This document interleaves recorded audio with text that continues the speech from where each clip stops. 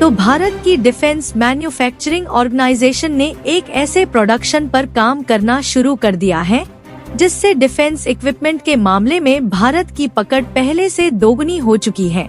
और भारत की उभरती डिफेंस इंडस्ट्री जिस तेजी से कामयाबी हासिल कर रही है,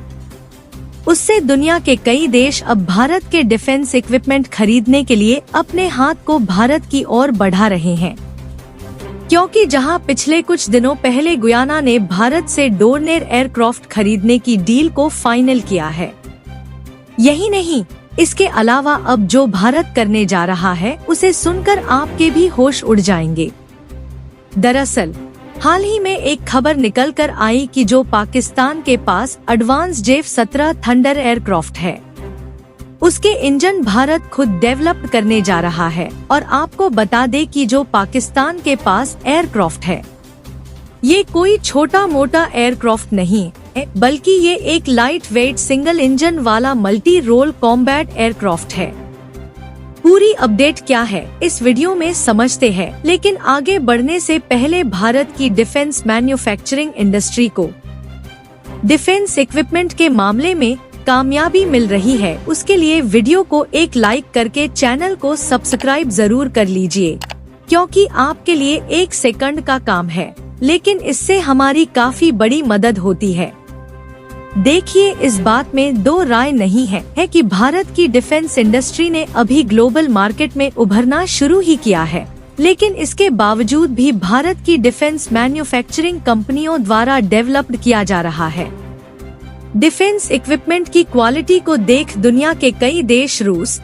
जर्मनी और फ्रांस से डिफेंस इक्विपमेंट और हथियार को खरीदने के बजाय भारत की ओर अपने हाथ को आगे बढ़ा रहे हैं। यानी कि देखा जाए तो भारत में जो डिफेंस इक्विपमेंट मैन्युफैक्चरर किए जा रहे हैं, उनकी क्वालिटी जर्मनी, रूस और फ्रांस जैसे देशों से बेहतर होने के साथ साथ साउथ अमेरिकी कंट्री, गुयाना और आर्मेनिया जैसे देशों के लिए भी अफोर्डेबल है। और हाल ही में एक खबर निकल कर आई कि पाकिस्तान के पास जो एडवांस J-17 सिंगल इंजन वाले थंडर एयरक्राफ्ट इस समय मौजूद है, उसमें जिस इंजन का इस्तेमाल होता है, अब उसे भारत की एरोनॉटिकल डेवलपमेंट कंपनी HAL यानी कि हिंदुस्तान एरोनॉटिक्स लिमिटेड बनाने पर काम कर रही है। वैसे आपको बता दें कि इसमें RD-33 इंजन का उपयोग किया जाता है, जिसके डेवलपमेंट के लिए हिंदुस्तान एरोनॉटिक्स लिमिटेड ने रूस के साथ एक MOD अग्रीमेंट भी कर लिया है। अगर पाकिस्तान के पास मौजूद J-17 थंडर एयरक्राफ्ट की बात की जाए तो इसे पाकिस्तान ने अपने दोस्त देश अज़रबैजान से खरीदा है,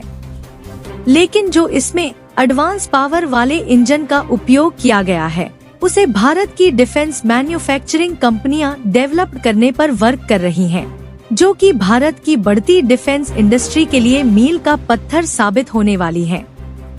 हालांकि पाकिस्तान में J-17 एयरक्राफ्ट को बनाने की टेक्नोलॉजी को अज़रबैजान से लिया था, लेकिन इसे बनाने में पाकिस्तान एरोनॉटिक्स लिमिटेड और चीन की 6 गुरु ने मिलकर काम किया था। हालांकि यह एयरक्राफ्ट भले ही इंडियन एयरक्राफ्ट की तुलना में उतना कैपेबल नहीं है, लेकिन इसमें जो RD-33 इंजन का इस्तेमाल किया गया है, वह काफी ज्यादा पावरफुल और एडवांस है। जहां इस इंजन को बनाने की टेक्नोलॉजी रूस के पास मौजूद है और भारत के लिए अच्छी बात यह है कि भारत और रूस के रिलेशंस काफी ठीक ठाक हैं, जिससे रूस यह टेक्नोलॉजी भारत के हिंदुस्तान एरोनॉटिक्स लिमिटेड को देने के लिए तैयार हो गया है। और भारत की हिंदुस्तान एरोनॉटिक्स लिमिटेड ने रूस के साथ MOD अग्रीमेंट भी कर लिया है, जिसमें रूस भारत को वह सारी टेक्नोलॉजी ट्रांसफर करेगा जो कि RD-33 इंजन को प्रोड्यूस करने में इस्तेमाल होती है। दरअसल 1 मार्च को मिनिस्ट्री ऑफ डिफेंस मैन्युफैक्चरिंग की तरफ से भारत की aerospace company Hindustan Aeronautics Limited को RD-33 इंजन डेवलप करने के लिए $650 मिलियन के एक कॉन्ट्रैक्ट को सौंपा गया था। क्योंकि इंडियन एयर फोर्स को और मजबूती देने के लिए इन इंजन की काफी ज्यादा रिक्वायरमेंट है, जहां इन इंजन का इस्तेमाल भारत में डेवलप्ड किए जा रहे MiG-29 फाइटर जेट में किया जाने वाला है। हालांकि देखा जाए तो हिंदुस्तान एरोनॉटिक्स लिमिटेड के लिए RD-33 इंजन डेवलप करना एक चैलेंज भरा काम साबित हो रहा था, क्योंकि इसे डेवलप करने की टेक्नोलॉजी अभी तक भारत के पास नहीं थी। लेकिन अब इसकी टेक्नोलॉजी को रूस से लेकर इसे खुद इंडिजीनियस तौर पर भारत में डेवलप करने की तैयारी चल रही है, और ऐसा पहली बार हो रहा है जब रूस किसी इंजन की टेक्नोलॉजी को पूरी तरह से डेवलप करने के लिए भारत को ट्रांसफर कर रहा है। वैसे यदि हम चाहे तो इस इंजन को डायरेक्टली रूस से भी खरीद सकते हैं, लेकिन यदि हम रूस से इस इंजन को खरीदते हैं तो इसकी जो रिपेयरिंग है वह भारत में नहीं हो पाएगी और उसकी कॉस्ट भी ज्यादा लगेंगी, जबकि इसे भारत में खुद डेवलप्ड किए जाने से इसकी रिपेयरिंग भारत में हो जाएगी और मैन्युफैक्चरिंग कॉस्ट बहुत कम लगने वाली है। खैर, यदि इस रिपोर्ट को देखें तो इसके मुताबिक हिंदुस्तान एरोनॉटिक्स लिमिटेड को लगभग 100 इंजन बनाने का ऑर्डर रिसीव हुआ है, जहां इस इंजन को लगभग 5 फेज में डेवलप्ड किया जाएगा, जिसमें से पहले 3 फेज की डेवलपिंग और टेस्टिंग दोनों साथ साथ की जाएगी, जबकि 5वें फेज में जो डेवलपमेंट होगी उसमें जो मटेरियल्स भी इस्तेमाल होने हैं उसको भी रूस ही प्रोवाइड करने वाला है और भारत में इस इंजन का प्रोडक्शन किया जाएगा। तो इससे भारत को 2 बड़े फायदे हैं।